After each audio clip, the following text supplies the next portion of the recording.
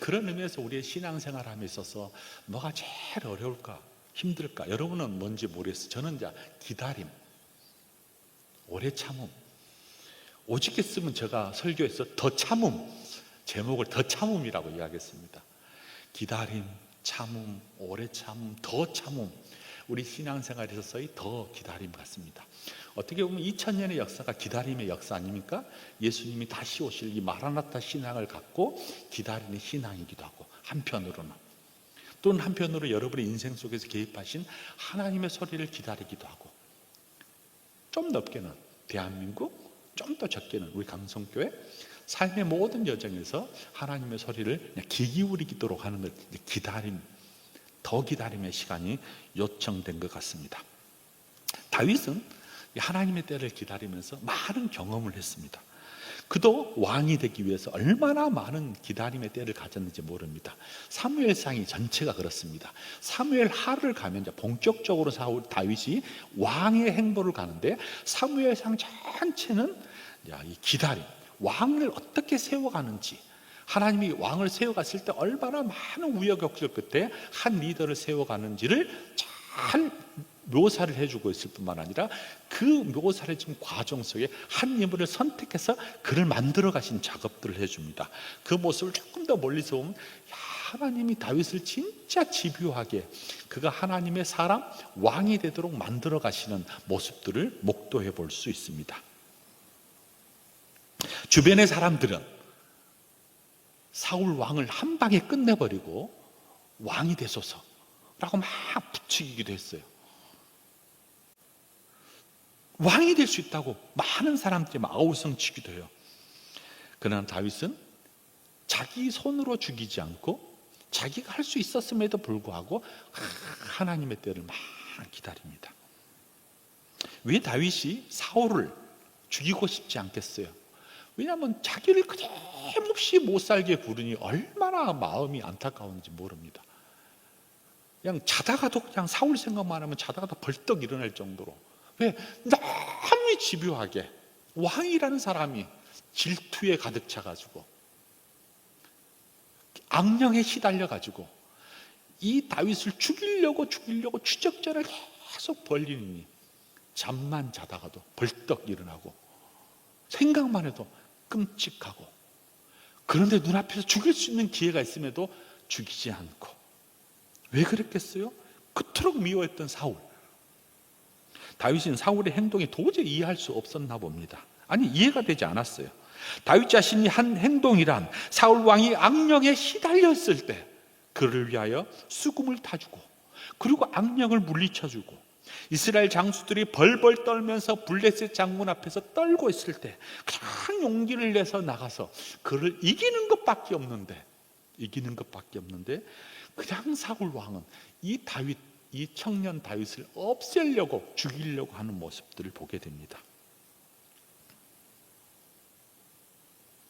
자기가 수금을 타고 악령을 물리치고 골리앗을 이겼음에도 불구하고 어떤 주장하지 않았어요. 내가 뭐 했다가 전혀 자랑하지 않았어요. 그는 아무리 생각해봐도 자기에게 특별한 잘못이 없는 것 같아요. 미칠 지경 아니에요?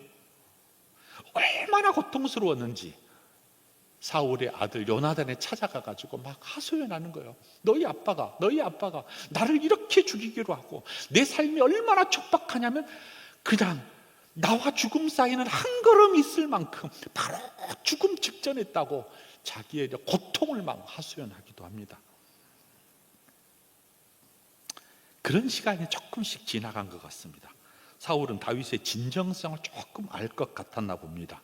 자신을 죽일 수도 있었는데 죽이지 않는 다윗의 마음을 읽어놓고, 그게 사무엘상 24장이었어요.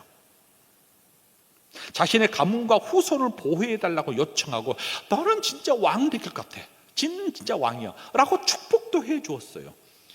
그리고 25장에 가서는 다윗과 지혜롭지 못한 갈리멜과 지혜로운 부인 아비가일에 대한 이야기가 이어지면서 오늘 본문 26장으로 넘어옵니다. 24장에 죽음의 위기를 극복하고 그냥 그를 죽이지 않고 다 내려놔요. 엔기디 광야에서. 그런데 26장 딱 보니까 여전히 여전히 사울은 다윗을 향하여 가장 분에 가득 차가지고 있는 모습이 쫙 묘사되어 있습니다.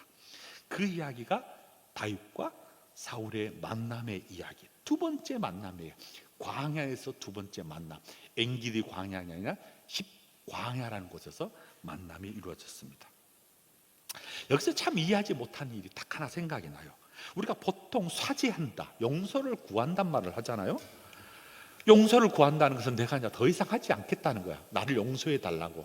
나는 더 이상 당신을 미워하지 않겠다고 막 진정으로 돌아서야 하는데, 진정한 회개를 한 것처럼 보이기도 해요, 사울이. 그런데 사울은 자신이 죽일 수 있음에도 불구하고 죽이지 않았던 다윗의 모습 속에서 감동까지도 받아요. 다윗의 인품에 확 감복해요. 그래서 그가 왕이 될 자격이 있다고 인정도 해요. 그리고 회개도 해요. 아마도 그때는 진정인지는 모르겠어요. 마치 우리의 모습과 좀 되게 비슷한 것 같아요. 우리도 조금 잘못하면 회개하여 주시고, 하나님 회개합니다. 눈물 콧물 흘리고, 혹은 또 사람에게도 잘못하면 용서를 구하기도 하잖아요. 어렸을 때 보면 부모님에게 실수했을 때 막 용서 구하기도 하고. 근데 또 뒤돌아서면 똑같은 자리에 서 있는 것이 우리의 모습.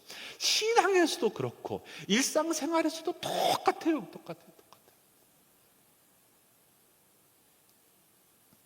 뒤돌아보면 여전히 실수하고, 뒤돌아보면 여전히 연약하고, 얼마나 많은 경험들을 합니까? 마음으로는 그렇지 않고 행동으로는 그렇지 않기를 소망하지만 눈만 바짝 뜨고 조금만 있으면 뒤돌아서면 여전히 죄 가운데 혹은 분함 가운데, 노함 가운데 있는 모습들이 보게 됩니다. 사울의 모습 속에서 우리의 모습도 발견합니다. 그렇게 회개하면 다윗의 진정성을 이해하고 축복했던 이 사울이지만, 오늘 본문을 또 보면 안달이 나서 다윗을 죽여버리려고 하는 장면이 나타납니다. 참 권력이 무서운 것 같습니다. 아니, 변하지 않는 인간의 부패성이기도 합니다. 알 수 없지만 정말 무섭고 인간의 잔인성이 그대로 등장해요. 오늘 본문으로 그런 의미에서 들어가 봅시다. 본문에서 사울 왕은 다윗이 숨어있는 소식을 딱 10사람에게 듣습니다. 쫙 1절 다 보십시오. 10사람이 10광야에 살았던 사람들이에요. 기브안에 와서, 기브하라는 동네에 와서 사울에게 딱 말을 해요. 다윗이 광야 앞 하길라 산에 숨지 아니하였나이까? 사람이, 기브아에 사는 한 사람이, 10사람이 딱 와가지고 다윗이 광야에 있다는 것, 하길라 산에 숨어 있다는 소리를 딱 사울에게 다시 이야기합니다. 사울이 번떡 일어납니다. 2절 보십시오. 사울이 이 소리를 딱 듣자마자 번떡 일어나서 10광야의 다윗을 찾으려고 이스라엘 사람을 택했는데, 몇 명을 택했냐면 3,000명. 엔기디 광야에 갔던 숫자와 똑같잖아요. 3,000명의 이스라엘 군대들 한 사람을 잡기 위해서 3,000명의 엘리트 군사들을 다 모아가지고 다시 광야로, 10광야로 쫓아내려갑니다. 3절, 사울이 광야 앞 하길라 산길가에 진 딱 치렀어요. 다윗이 광야에 있는 것을 딱 봤어요. 사울이 자기를 따라서 광야에 들어온 것도 다윗이 봤어요. 3,000명의 사람이 확 진을 치고 쫓아오니까, 저 멀리서 보니까 다윗이 깜짝 놀란 거예요. 자기를 여전히 찾아오는, 좀 내버려두면 얼마나 좋아요. 그냥 있어도 괜찮대. 자기를 내버려둬도 자기가 그냥 힘든데 자기를 막 벌떼처럼 이 3,000명의 군대를 앞세운 사울이 막 달려오는 거예요. 그것을 봤습니다. 그 모습을 본 다윗의 모습은 얼마나 괴로웠을까요? 사울의 끝없는 추격을 몸서리친 것 같습니다. 아니, 지긋지긋합니다. 사울은 얼마 전만 해도 다윗이 왕이 된다고 환송했던 사람 아니에요. 너가 왕이 되면 우리 집안을 좀 돌봐달라고까지 말할 정도로 24장에서 다윗을 칭송했어요. 그런데 시간이 지나자마자 또 그것은 과거로 되돌면서 막 사울이 변해버린 모습, 막 눈이 이글이글거리면서 죽여버렸다는 심정으로 쫓아오는 거예요. 정말 알 수 없는 것이 사람의 마음이라지만 사울은 끊임없이 분노에 가득 차고 노에 가득 차고 아마 열이 많았나 봅니다. 자신을 잡아 죽이기 위해서 온 사울과 3,000명의 사람을 멀리서 보니 두려워질 수밖에. 그들의 동향을 잘 살피기 위해서 정탐꾼 하나를 딱 보낸 거예요. 3,000명이 왔는데 도대체 어떤 사람이 왔는지 자 보세요. 4절. 이에 다윗이 정탐꾼을 딱 보내서 정말 사울과 사울의 3,000명의 군대가 와고 그들의 모습이 어떤 모습인지를 좀 살펴보라고 한 사람을 딱 보내요. 다윗이 일어나 사울이 진친 곳에 이르러 5절입니다. 사울과 넬의 아들 군사령관 아부엘이 머무는 것을 본즉 사울이 진영 가운데 탁 누워서 백성은 그들을 둘러진 친지라 탁 중간에 놓고 수많은 백성들이 쫙 진을 치고 있는 모습, 광야에서.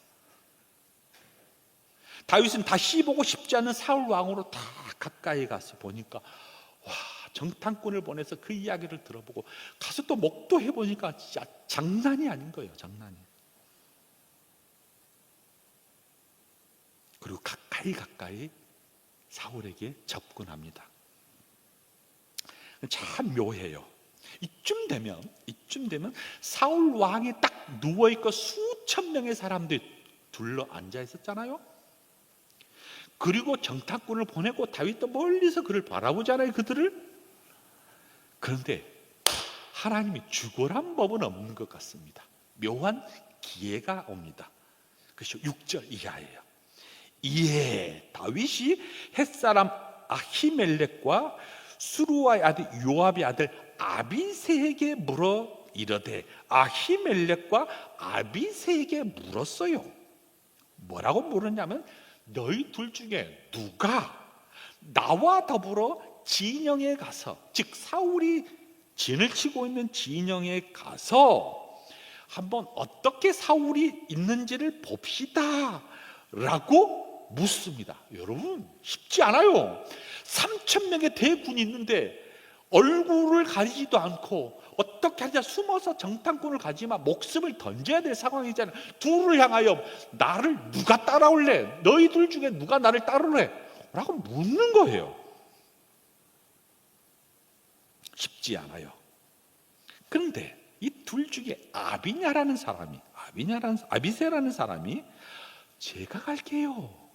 딱 손을 든 거예요. 아비새가 이르되 내가 함께 가겠나이다. 너무 고마운 거예요. 자, 그래 알았다. 7절. 다윗과 아비새가 밤에 진치고 갔으니 한번 동향을 살피려면 낮에는 대낮에 갈 수 없잖아요. 한밤중에 야밤에 어떤 모습으로 있는지를 딱 정탐을 하기 위해서 가는 거예요. 가서 그 백성이 나와야 본즉 사울이 진영 가운데서 누워있는 거예요. 잠을 자고 있었던 모양입니다. 다 정탐을 알았더니, 그런데 그가 누워있는 곳에 긴 창이 머리 곁에 땅에 콱 꽂혀 있어요. 창이 한 창이 사울이 누워있는 곳에서 딱 박혀 있는 거예요. 땅에 꽂혀 있었단 말이에요. 아비넬과 백성들은 그를 둘러 있었노라. 수많은 사람들이 둘러 있었는데 사울을 멀리서 보니까 누워서 있었고 긴 창이 사울 딱 머리맡에서 땅에 콱 꽂혀 있었어요. 자, 그림 그려지시죠? 자, 8절로 가볼게요.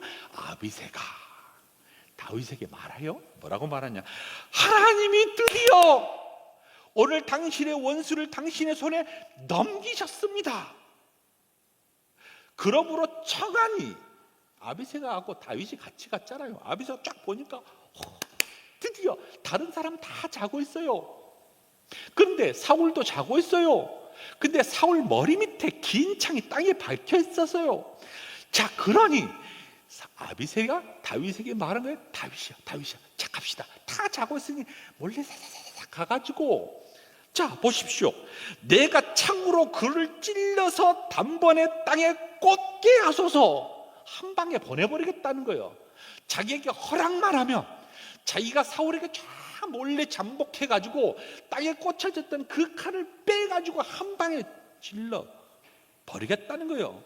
뭐라고 하냐? 내가 그를 두 번 찌를 필요가 없이 한 방에 끝내버리겠다. 본문에 글이 나와 있어요. 8절 보세요. 내가 창으로 그를 찔러 단번에 땅에 꽂게 하소서. 내가 그를 두 번 찌를 것이 없습니다. 무슨 말이에요?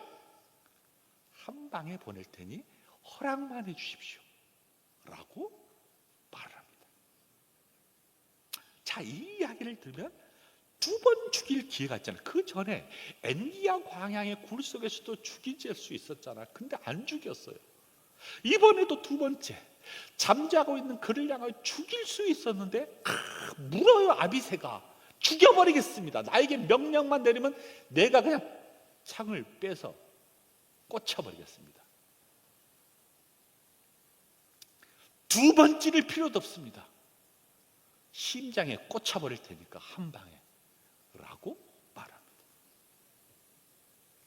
이 소리를 듣는 다윗이 아비새에게 이렇게 말을 하는 거예요. 9절. 아비새에게 이르되 죽이지 말라.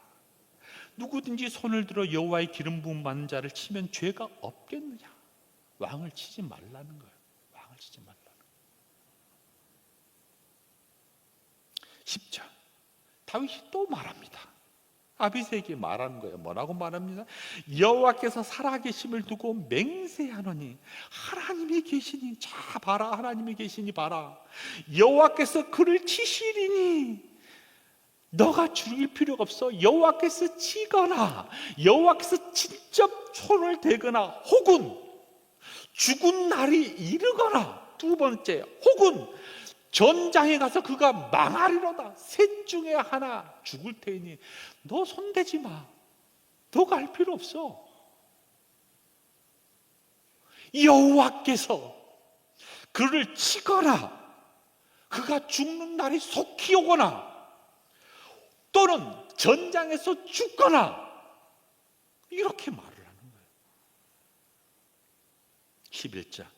내가 손을 들어 여호와의 기름 부음 받는 자를 치는 것을 여호와께서 금하니 너는 그의 머리 곁에 있는 창과 물병만 살짝 가지고 나와. 찌르지 말고 너는 살짝 가서 창과 물병만, 머리맡에 있는 것만 다 들고 나와라고 말합니다. 12절. 다윗이 사울의 머리 곁에서 창과 물병을 가지고 떠나거든 아무도 보거나 눈치채지 못하고 껴있는 사람도 하나도 없더라. 묘하죠. 수많은 부하들이 같이 있었는데 아무도 눈을 뜨지 않고 너무 고이 사울 왕뿐만 아니라 주위에 있는 모든 사람들이 확 수면에 취하고 있는 거예요. 그런데 이는 여호와께서 그들을 깊이 잠들게 하셨으므로, 그들이 다 잠들어 있었기 때문이었더라. 사랑하는 여러분, 누가 하셨다고요? 여호와께서 그들을 깊이 잠들게 하셨으므로 다 잠이 들어버렸다는 것이요. 바스락바스락. 그 많은 군인들 중에서 밤귀가 밝은 사람도 있었을 거 아니에요. 왜?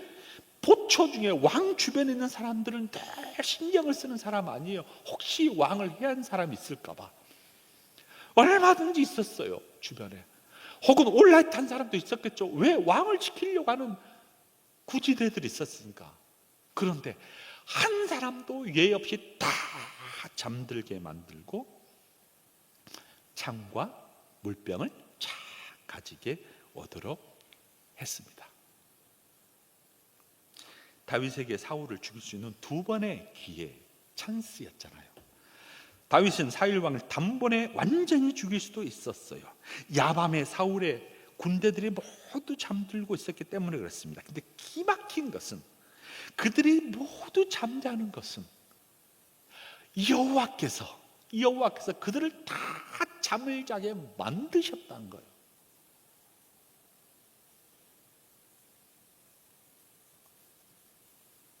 여러분, 그래서 귀를 기울이셔야 돼요. 여러분 할 수 있어요. 나도, 여러분도 할 수 있어요. 우리의 문제를 보면 막 우리 스스로 하고 싶은 때가 얼마나 많아요. 참지 못해서 대노하기도 하고, 열받아서 우라통 터지기도 하고, 어떤 사람은 막 우라통 터져가 막 손으로 그냥 때려서 손이 부서지기도 하고, 우라통이 터져서 머리를 박아가지고 머리가 깨지기도 하고, 분에 차가지고.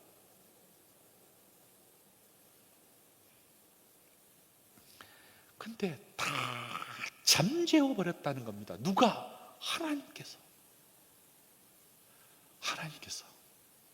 우리가 가야 될 방향에 여러 가지 문제들이 너무 많잖아요.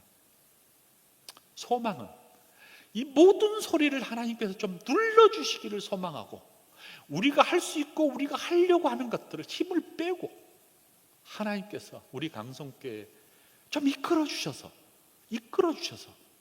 이 50년의 역사가 흔들리지 아니하도록, 그리고 100년의 역사를 향하여 뛰어갈 수 있도록 여호와께서 그러려면 하나님이 우리 교회를 인도해 주신다는 사실을 우리가 믿고 순종하는 것. 믿음. 하나님은 언제나 우리에게 뭘로 가요? 너 믿음을 바라보고 믿음을 내놔라고 합니다. 너 믿음이 있다며? 너 믿는다며? 너 뭐를 믿어? 누구를 믿어? 믿음이 뭐냐, 여러분? 믿음의 바로메터, 우리가 믿음이 있다는 바로메터가 뭐냐면 얼마나 우리가 여호와 앞에 순종하느냐. 이것이 신앙의 믿음의 바로메터입니다. 근데 순종하지 않아요. 저도 그래요. 저도.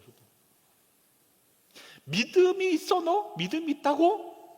너가 50년 동안 강성교회를 가지고 있었던 믿음을 가지고 훈련을 받았다고? 자, 그러면 그 믿음 내놔봐 라고 했을 때 우리가 내놓을 것이 아무것도 없어요. 뭐 받겠냐면 순종.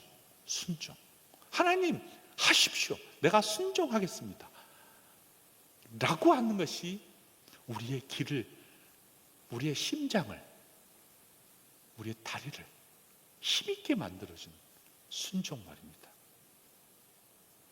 야밤에 사울의 군대들이 모두 잠자고 있었어요. 다윗이 참모를 데리고 사울의 막사에 들어갔잖아요. 쉽게 죽일 수도 있었잖아요. 참모인 아비새가 그렇게 또 제안했잖아. 단번에 자기가 죽여버리겠다고.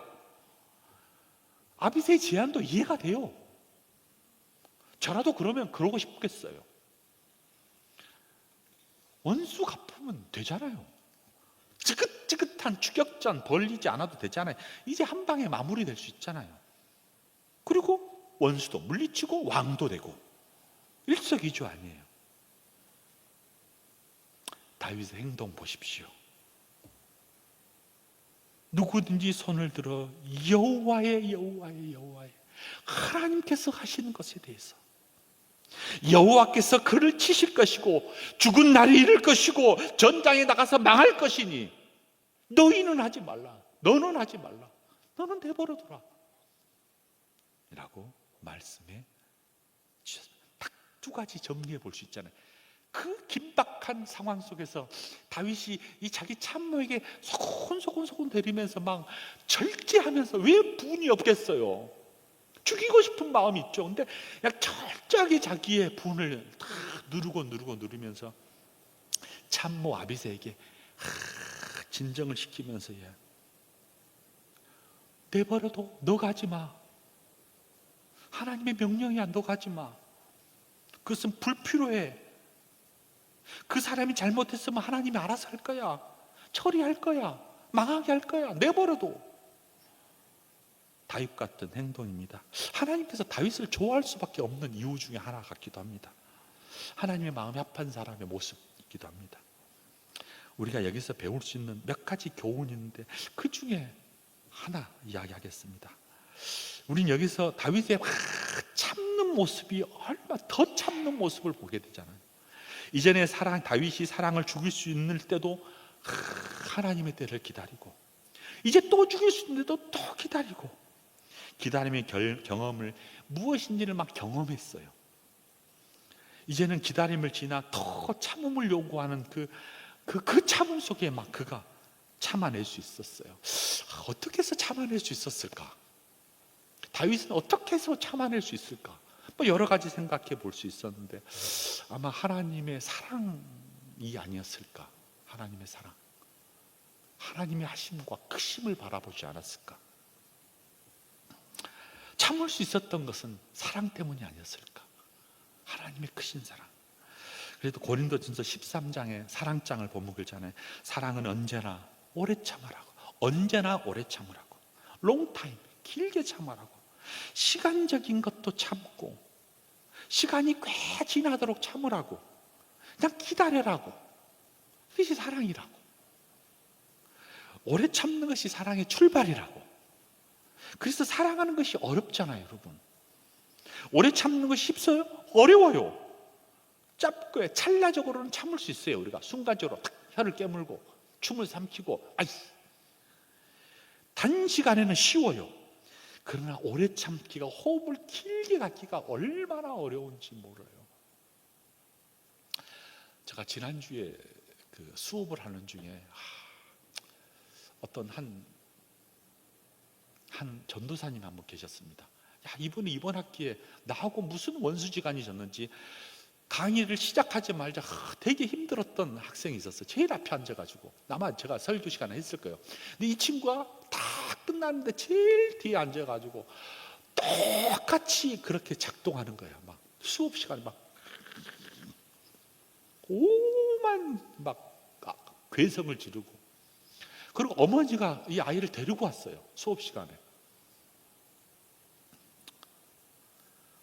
어머니 얼굴 보니까 그냥 짠해 죽겠어요. 짠해 죽겠어요.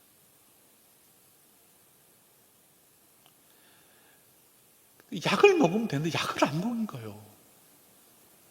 이 아이가 막 견디지를 못하는 거예요. 그래가지고 막 괴성을 지른 거예요. 저도 겁이 확 나는 거예요. 너무 괴성을 지르니까. 다행히 이제 정신과 의사 선생님이 한 분 계셨거든요. 저한테 자기 한번 가보겠다고. 근데 그냥 그분도 막 괴성을 지는 거예요. 이쯤 되면 남자가 가야 되겠다는 생각이 들어요. 제가 갔어요. 그래서 제가 어떻게 했냐면 그냥 호흡을 가다듬도록, 전사님 숨을 한번 깊이 쉬고 그리고 뱉어봐. 다시 한 5번을 시켰더니 안정이 된 거예요. 그러면서 느낀 것이 있었어요. 내가 대단하다. 웃으려고 했는데 웃지를 않아. 저도 쫄았어요, 완전. 왜? 우와, 막 등치가 이래요. 학생들이 가니까 막 부흥을 바란 거예요. 근데 저라도 이제 교수라고 그랬는지 조금 좀 봐주더라고. 용습 좀 봐주더라고. 한 사람이 진정시키는 것도 호흡을 가다듬으면서, 호흡을 가다듬고, 긴 호흡을 가다듬으면 참더라고, 기다리시더라고. 여러분, 호흡을 가다듬고 기다려야 되잖아요. 근데 이제 부흥과 참을 수 없어요. 우리가 기다리지를 못해요.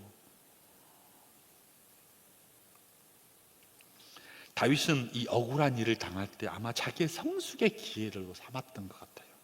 이 기회를 통하여 자기가 성숙하고자 했어요. 참아보니까 뭐 성숙한 것을 느낀 거예요. 또 참아하니까 자기가 성숙한 것을 기회로 삼고 성숙하려고 하는 태도를 보입니다. 그의 인격에 하나님께서 아름다움으로 갚아주시잖아요. 그는 하나님이 신뢰하는 믿음을 소유하면서 하나님의 섭리와 주권을 다 인정합니다. 여호와께서 그를 치시리라. 죽는 날에 그가 이르리라. 전장에 가서 망하리라. 내버려두라는 거예요. 그리고 창과 물병만 가지고 와라 라고 말합니다. 다윗은 다 자기가 하지 않은 것 같습니다. 하나님이 할 것을 기다렸던 것 같습니다. 원망, 불평, 불만 내려놓은 것 같습니다. 왜 그럴까요? 자신이 원망하고 한탄하면 결코 자기만을 죽이기 때문에 그렇습니다. 우리가 우리 내면의 문제로 고통하고 고민당하고 하면 자신만 고통당해요, 여러분. 억울하거든요. 분해요. 무엇이 잘못됐길래 이렇게 벌이를 임하느냐, 형벌이 임했느냐. 번민 속에 늪 속에 빠집니다. 허우적거리죠. 헤매면서 나오지를 못합니다. 사랑하는 여러분, 그것이 우리 인생사 같습니다. 다윗은 그런 죽음과 어려움과 힘든 고통에 더 참으면서 자기를 인격을 도야시키는 현장의 소리로 혀를 깨물고 참고 순종하고 죽을 수 있는 기회를 있지만 하나님을 신뢰하고 기다리는 다윗. 2024년 이 12월 마지막을 향하여 갈 때 우리에게 요청된 것은 아닌가. 오늘 본문이 그렇게 말씀해 주고 있는 것 같습니다. 사랑하는 여러분, 우리 강성교회 하나님께서 그래서 예수로 충만하고 예수로 충만하고 예수님이 가득 찬 충만한 가운데 살다 보면 예수로 인하여서 우리가 넉넉해지는 것을 경험하잖아요. 우리 모두가 다 그런 삶을 살기를 소망합니다. 무명이 아니어도 좋고 공허해도 좋고 예수 안에 만족하고 가난하여도 부족하지 않은 것, 예수만을 향하여 살겠다고 하는 우리의 문제, 나는 예수로 충만하겠다고 하는 신뢰함을 가지고 있는 우리의 자세, 이것이 하나님께서 우리 강성교회를 원하는 건 아닐까라는 생각이 듭니다. 사랑하는 여러분, 우리 교회에 강성교회에 정말 필요한 것이 있어요. 뭐가 필요해요? 예수로 충만했으면 좋겠어요. 예수로 가득했으면 좋겠어요. 예수가 충만해야, 예수가 가득해야 사랑할 수 있는 넉넉함이 생기고 참을 수 있는 넉넉함이 생기고 하나님의 소리를 귀 기울일 수 있어요. 내가 그 자리에 서면 충만하지 못합니다. 그래서 우리가 함께 이 찬양 같이 부르기를 소망합니다. 그러면서 모일 때마다 이렇게 기도했으면 좋겠습니다. 하나님, 기도합니다. 하나님, 우리 강성교회 좋은 리더자를 좀 보내주시고 우리를 인도할 수 있는 선한 목자를 좀 보내주셔서 정말 순학할 수 있도록 70년, 80년, 90년, 100년 동안 우리 강성교회가 순학할 수 있도록 도와주십시오. 뒤돌아서지 않고 앞을 향하여 갈 수 있도록 도와주십시오 라고 하는 기도가 우리 같이 했으면 좋겠다는 생각이 들어서 이 찬양 충만이라는 찬양 같이 해서 PPT 들어주십시오.